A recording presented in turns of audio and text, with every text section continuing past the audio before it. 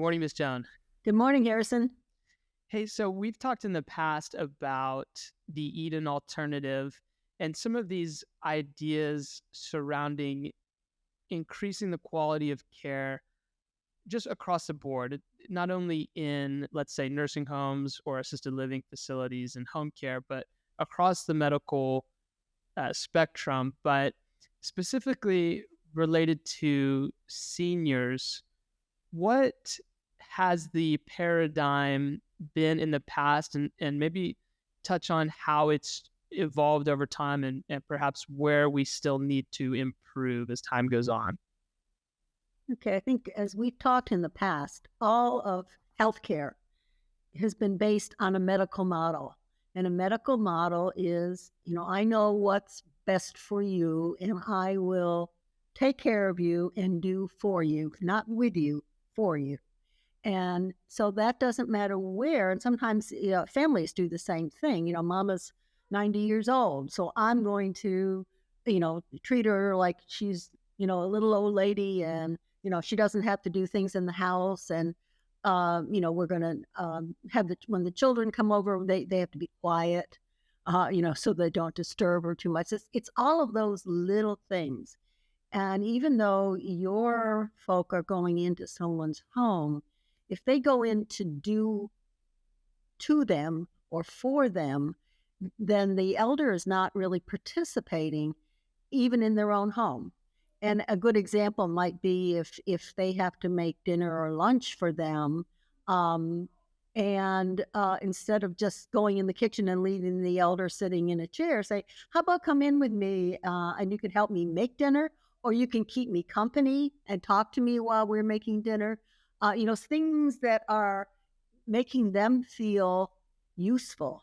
One of the things I talk about in this helplessness and boredom is people want to give as well as receive. When I talk to staff a lot of times, it used to be we were told that you don't ever disclose anything personal. You're there to take care of them. When in fact, if you're upset because your child is sick, and you can tell them, my baby girl is this and this is what's happening, the elder can oftentimes give you some advice, and then they feel useful that they're helping you, or they're at least listening to you and consoling you. So it's the little things that create a home. When you ask anybody what is a home to you, it's everybody has their own personal things about what a home is like. But a lot of times we violate that. Certainly in an institution, we almost always violate it. But even in their homes, if suddenly they don't have a useful role, all they are, someone's going to help them bathe and dress and, comb their hair and clean their house, and they don't have anything to do. And we think that's taking care of them when in fact they're getting bored and they feel helpless and useless. And that's one of the things that turns people into more of just a vegetative state. I'm not useful to anybody anymore. So it's really looking very carefully at, what were they like? If they had been a guard in their life, what kinds of things can they do now? If they want to walk around, can we walk around the house and see if there's any safety things that we should do? Is there anything in the backyard that could be a hazard? Things that you can involve them in making realistic, needed decisions about what's going on. Trying to think of how I want to say this, but having animals, sometimes animals and plants and children, making sure that unless they've never liked kids, in this case, that's one thing, but otherwise, is there a way for them to interact? Maybe you go to a park where they can watch children in the playground and say something to them and talk to them. Finding things in which they feel a connection to other human beings, other things. They may not be able to care for a dog anymore because they can't walk them or safely care for them. But, does her daughter have a dog, and can the dog come over and visit, that kind of thing? Taking care of plants. whether it's garden plants or house plants. If they have a black thumb, then you probably don't want to do that. But just things that they can enjoy that all human beings want. And we tend to treat older people as a society as if they can't learn new things, they can't grow. We want to just do for them. So we get them dressed rather than having them help us decide if they really can't button something back here. Okay, you pick what blouse you want to wear, and I'll button it for you. Those are some simple things. But when we get into tasks, which is the medical model, and the task is I'm going to get you dressed, I'm going to get you bathed, I'm going to get you fed. And when we do those things, again, I'm just here. I'm just, you're doing to me, not with me. Yeah. And that's probably the most important thing. One I of the Go one ahead. of the really interesting things that I've heard you mention in the past is the idea of not assuming that the elder or the senior loved one in our family is not interested in trying new things, right? Yes, correct. So even though we want to take the perspective of what have they always been like and how can we make sure that we're not um, trying to get them to do or be somebody that they've never been, but you've mentioned that it's also helpful to propose new ideas and see if they are interested in picking up something that perhaps they haven't been interested in the past. Can you speak to that a Yeah, little bit?